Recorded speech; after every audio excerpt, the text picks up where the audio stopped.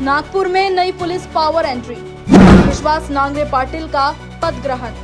Police महकमे में बड़ा बदलाव, नए नेतृत्व से नई उम्मीदें। नागपुर में पुलिस प्रशासन के सबसे बड़े पद पर बड़ा बदलाव हुआ है। अपनी सख्त कार्यशैली, अनुशासन और अपराधियों के खिलाफ जीरो टॉलरेंस नीति के लिए पहचाने जाने वाले वरिष्ठ आईपीएस अधिकारी विश्वास नांगरे पाटिल ने नागपुर पुलिस आयुक्त का पदभार ग्रहण कर लिया है। उनके आगमन से पुलिस महकमे में नई ऊर्जा और शहरवासियों में नई उम्मीद जगी है। उपराजधानी नागपुर की सुरक्षा व्यवस्था अब नए नेतृत्व के हाथों में है।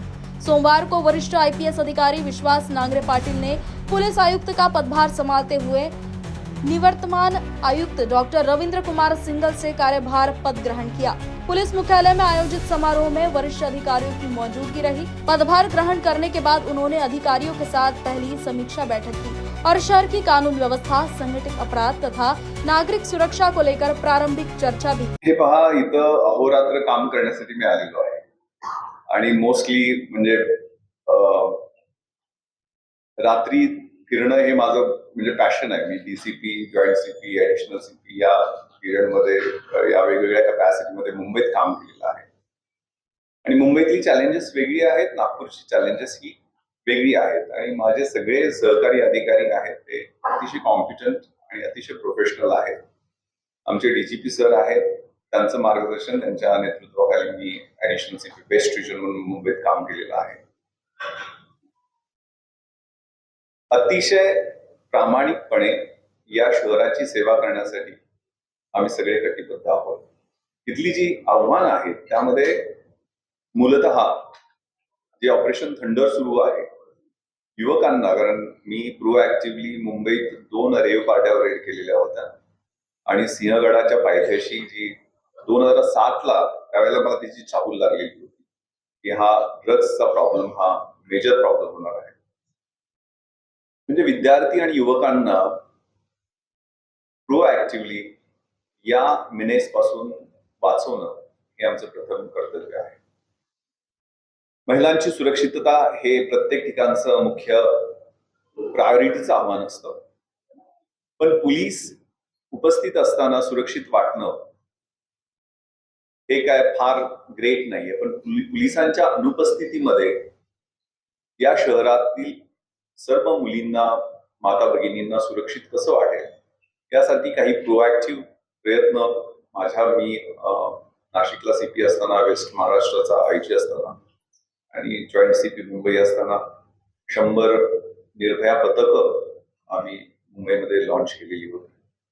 त्यामध्ये मुळात हे पेट्रोलिंग आहे ते सिव्हिल ड्रेसमध्ये छुप्या कॅमेऱ्यासह आणि त्याच्याबरोबर 4 जणांची टीम आणि जास्तीत जास्त 15-20 दिवसात ती केस चार्जशीट कशी होईल याकडे लक्ष होतं. अगदी काही केसेसमध्ये आम्ही फास्ट ट्रॅक मध्ये घेऊन 6 महिन्यामध्ये शिक्षा पण आणल्या. महिलांची, मुलींची, कारण हे शहर आहे ते इंडस्ट्रीयल हब बनत आहे, कमर्शियल हब बनत आहे, आहेच, म्हणलेलंच आहे. आणि ते इव्हिडन्स बेस्ड पोलिसिंग म्हणजे कसं आहे, अनेकदा आपण प्रॉब्लेमचं डायग्नोसिस करतो. जसं एखादा आपल्याला आजार असेल, त्याचं डायग्नोसिस केल्यानंतर उपचार कसे करायचे हे आपण ठरवलं पाहिजे, न की सगळ्या रोगांना एकच औषध दिलं पाहिजे. कारण कमर्शियल एरियामधले प्रश्न वेगळे असतात, इंडस्ट्रियल एरियातले प्रश्न वेगळे असतात, रेसिडेन्शियल एरियामधले प्रश्न वेगळे असतात, एखाद्या ठिकाणी शाळा कॉलेजेस असतील तिथले प्रश्न वेगळे असतात, बाजारपेठातले प्रश्न वेगळे असतात, रेसिडेन्शियल एरियातले प्रश्न वेगळे असतात. त्यामुळे तिथल्या डेमोग्राफीचा आणि टोपोग्राफीचा आणि तिथल्या क्राईम पॅटर्नचा अभ्यास करून एक चांगलं पोलिसिंग देण्याचा आमचा प्रयत्न राहील. Traffic management, again fatal accident कमी करणं हे दिशामध्ये आम्हाला दिलेलं एक महत्वाचं उद्दिष्ट आहे. ऑलरेडी शहरामध्ये त्या फ्रंटवरती खूप चांगलं यश मिळालेलं आहे. अजून ट्रॅफिकची शिस्त, ते कायद्यांची अंमलबजावणी टू द कोर व्यवस्थित कशी राहील आणि प्रोफेशनल बेसिक पोलिसिंग कसं राहील हीच प्रायोरिटी राहील. त्यामुळे हे जर बेसिक पोलिसिंग व्यवस्थित केलं तर कायदा आणि सुव्यवस्थेचे आणि गुन्हेगारीच्या संदर्भातले सगळे प्रश्न मिटत असतात. नांगरे पाटिल ने स्पष्ट शब्दों में कहा कि उनकी पहली प्राथमिकता नागपुर को समझना है।